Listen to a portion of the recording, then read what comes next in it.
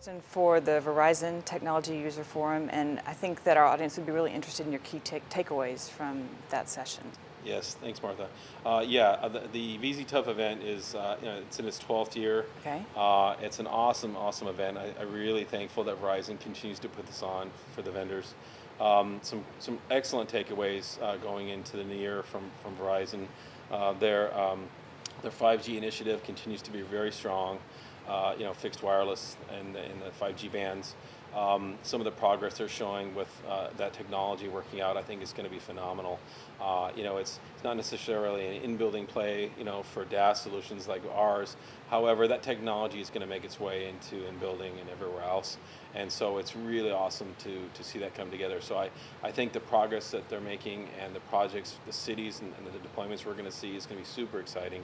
And I think it's really going to change the space quite a bit. So absolutely, the fixed wireless 5G stuff is super awesome to see that coming out of fruition. Is it too soon to hazard a guess as to a time frame as to when that technology might make its way in building?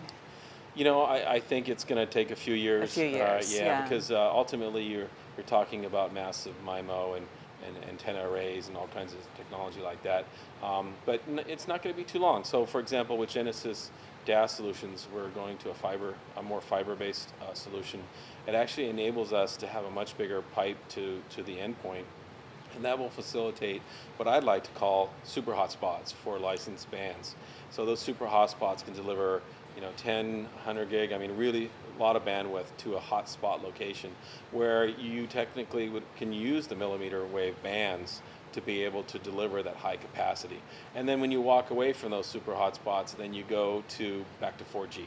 Yeah. Which has much better coverage, right? So I see it really playing out that way for in-building, and we're only a few years away.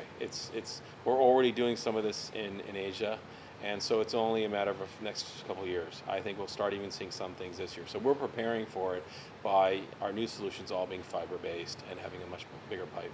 Okay, good. Now, fiber is also a huge theme for Verizon. Did they talk about that much this week? Yes, the one fiber. Okay. Yes, and really, it's very simple. And in other parts of the world, when an operator deploys their networks, they typically are one fiber, and they deliver both wireline, wireless, and anything in between, right? In the U.S., it's never been that way. And so what Verizon's doing is they're able to pull those business units together and offer all those services across a single fiber, so to speak, right? So you already saw all of the public announcements about all the fiber they're purchasing, and so I think that's going to play huge for in-building as well, because that's ultimately going to drive more services into the building. It's going to allow Verizon to do more in the building with what they offer across the fiber that they provide to that building. So it's only going to help things from an in-building connectivity standpoint, and we're really excited about that as well. Okay, fantastic. Ken Sandfeld, President of SOLiD Americas, thank you so much. Thank you.